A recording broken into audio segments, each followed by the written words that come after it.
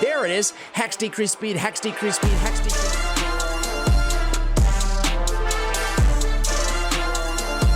Hey guys, Ash Raid Shadow Legends. Welcome to the video. I'm glad to have you all here with me today talking some Raid. We're going to talk about a champion today that I have not made a video on in years, since she got a buff, a really good buff years ago, and it's actually a free login legendary champion.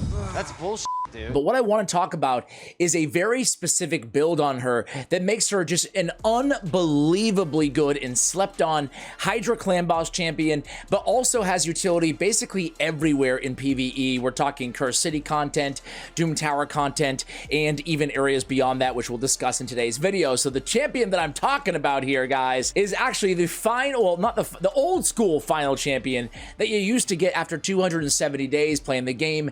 It's Visix, the Unbowed. So why is Visix good for Hydra specifically? Why is she good in the build that let me show you the build first. What does she do, right? Flanged Mace is a 2-time hitter on the A1. Each has a 100% chance of decreasing the target's turn meter by 15%. Fills this champion's turn meter by the amount the target loses. A really nice A1, getting that potential 30% turn meter fill and depletion, right? People sleep on that A1. Obviously not for Hydra, but in other areas of the game. On Sinister Allies, it's an AoE 3-turn cooldown. Both of her AoEs are 3-turn cooldown. That plays a massive part in the build that we're going to be using. But an AoE decrease speed, I've said it a million times here, I'll say it a million and one, right? Decrease speed is one of the most undervalued, or maybe now I feel like the word's getting out, right? It's one of the most important, let's say that, debuffs for Hydra clan boss inside the game. It's one of my favorite debuffs to have on basically any boss that I am facing. It is so strong. She has it on an AoE on a 3-turn cooldown from a Void Affinity champion. She also has survivability for everybody on your team with the ally protection, and then she has an AoE provoke on a 3-turn cooldown. Again, don't have to worry about affinities or anything like that. She is Void, plays a shield on this champion, equal to 20% of their max HP for 2 turns as well. All right, she has defense and faction crisp by 37%. So what is this build that I keep alluding to here? Let's go ahead and pull her up. So there's 2 ways that you can do this, guys. Right now, I have her in a 4-piece curse set and a 4-piece merciless set.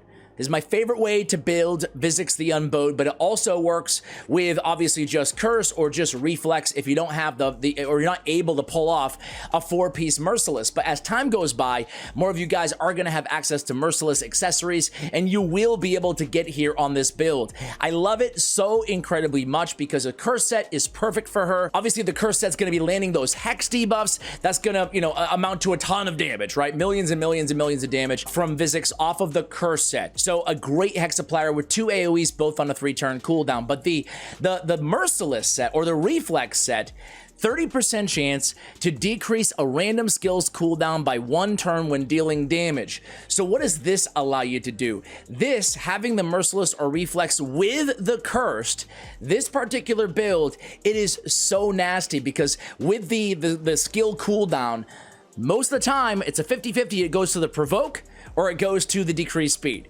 Either way, it's super valuable, but this allows her to be the single provoker on your team, even though it's a 1-turn provoke, because you can get back to the single combat way more often with the skill cooldown. So we're getting really the best of all worlds here on this Visix the Unbowed build. Shut up! Shut up! Shut up! Also, we're not done yet, guys. Speaking specifically about Hydra clan boss, she can be an ideal mischief tank, okay? You build her with enough resistance, which we did. We put resistance on the chest piece today, so we have just shy of 400 resistance.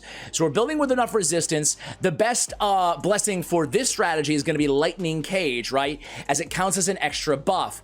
Also, you can have Blood Shield accessories to help out if you want to, and not a shield champ on the same team. And you can pretty much guarantee she's always going to be your mischief tank. We're talking about a lot of ways that you can get a utility out of her that might not be apparent when meets the eye. Here are my masteries. I have War Master on her. I should not neglect damage as well. We don't have her in a DPS build today, guys. We don't. I wanted to get her as fast as possible. She has a decent survivability, but her HP is actually pretty low here. Her defense is okay. She's going to stay alive with just this amount of survivability, even with the Ally Protect, and obviously the Provoke isn't going to bring on a ton of damage, but you guys get the point. But we could actually, if we took our best gear, I purposely tried not to use my best gear, unascended gear, unglyphed gear, right? But if we took our best gear, And if I had a good crit rate gauntlets on my curse set right now, we could build it for damage too. So we're leaving a ton of damage off the table in today's play test. Her multipliers on the A2, thanks to hellhades.com, is a 3.5 AoE multiplier. It is defense based, and a 4.1 AoE multiplier on the A3. Again, this is a 3-turn cooldown. That's some nice damage on 2 AoE attacks. So there it is, guys. That's the build. What do you think of it? Really quickly here, we have on the Merciless banner, we have accuracy. We do have crit damage, which isn't ideal considering we don't have any crit rate on her, but I wanted the Merciless, right? So we have 3 Merciless accessories. I have attack, which again is not ideal. Ideally, we have HP or defense on the ring, and crit damage, sure, on the amulet if we have it on the crit rate or crit damage on the gauntlets too. We have speed on the boots, we have resistance on the chest, and we have defense percentage on the gauntlets. You can easily go, if you don't care about having a mischief tank on Visix, we could easily go with just HP percentage for more survivability on the chest piece. All right, guys, or defense if you want to try to get more damage out of her as well. Let's go ahead and try her out, right? I mean, I could show you her in other areas of the game, but you guys are all familiar with Visix the Unbowed. You want to see her in Hydra Clan Boss. So we're going to go Hydra. We're going to go Brutal here. And this is the team, not this team, Ash, not this team. This is the team that we're going to be using with her. Tried to pick as much of a kind of free-to-play friendly team as humanly possible on Brutal difficulty.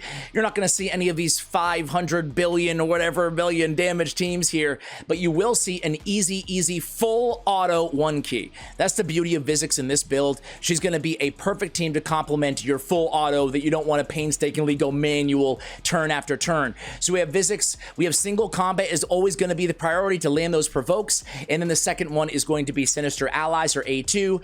On Arbiter, we just have her as is. Sun Wukong, we have him in my arena build, right?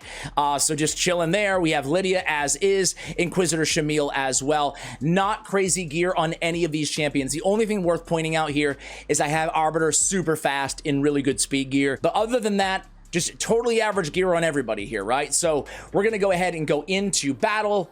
I haven't actually ran the team, so we'll see. I'll be surprised as well in terms of the overall final damage. So let's go ahead and just start by speed boosting here with Arbiter. We'll go into Lydia for the debuffs. Any debuffer will do here. Obviously, it's nice to have the strengthen and increased speed as well. We're going to start by obviously going in with the A3 and provoking the Head of Decay there. We can go ahead and land some burns thanks to Artak, who's in a regen and immortal set right now. And then we can just Sun Wukong with the start out with the AoE there, place that block buffs. We can go in with another turn meter boost on Arbiter, and you're already seeing, you're already seeing the utility off 2 AoEs. I can't see it, but I feel it. Actually, you're not seeing anything. I take that back. None of our hexes landed. That was really bad luck. So let's hope on the next AoE we can land some nice hexes and decrease speed. There it is. Hex decrease speed, hex decrease speed, hex decrease speed, and well, no dice there. But you can see the value that she is bringing to this team. She's also going to tank mischief for us. Man, people sleep. Any of you guys use Visix out there? People sleep on this champion. I'm telling you, I feel like a lot of players are like, it's a psychological impact, right? It's a daily login champion. What do I need her for? Whatever, you know, I feel like that's kind of sometimes the mentality on some of these champions, but it's absolutely not the case with Visix the Unbowed. As a matter of fact, in this particular build, as I've said 20 times now, I think a lot of players, the majority of you guys watching, even if you don't have all these champions, you can easily work towards building a team like this with Visix really being that backbone, provoking, decreased speeding, controlling, you can add damage, applying the hex vis-a-vis the curse set. She brings a lot. So guys, I'm going to run this all the way until full auto. I'm never going to take it off at all, except for the very beginning there, and we'll see how we can do with this team. So I'll be back in about, I don't know, in 45 minutes or so. All right, guys, so here we are at the end of the battle. 45 minutes. I was pretty much spot on there. But how about this damage, guys? Just threw in any builds. A bunch of random champs in there. And Visix, I'm very curious to see what kind of damage she's able to come out with here. And we didn't go the full extension. We went 1,200 turns, so who knows? Maybe we can go longer here. But what I wanted to mention, though, is I'm very curious with all that hex in just War Master, basically, how much damage can Visix actually put out on a team like this? It looks like we might recover here with Arbiter, so let me come back at you guys maybe soon, maybe in a while. All right, guys, here we go. Sun Wukong has been eaten. Get in my belly! 170 million, almost. Visix puts out almost 40 million damage just from basically the War Master and the Curse set. So it'd be interesting to build her for a lot of damage on top of what we've already seen here. Man, are you guys impressed with that? Out-damaging Inquisitor Shamil. She out-damaged everybody except for Artak with not built for any damage at all. That's pretty damn impressive, guys. Hopefully this inspired you to get more utility out of your Visix the Unbowed on your account. Let me know if you use her and let me know what kind of builds you use your Visix with. So as a final note, guys, I do want you to keep in mind, though, I am benefiting from around 50 resist and some accuracy for brutal difficulty thanks to my great haul. So if you do want to resist and take mischief, I would recommend you guys shoot for around 450 resist. Guys, that's going to do it for the video. Thank you for watching. And as always, take care, guys.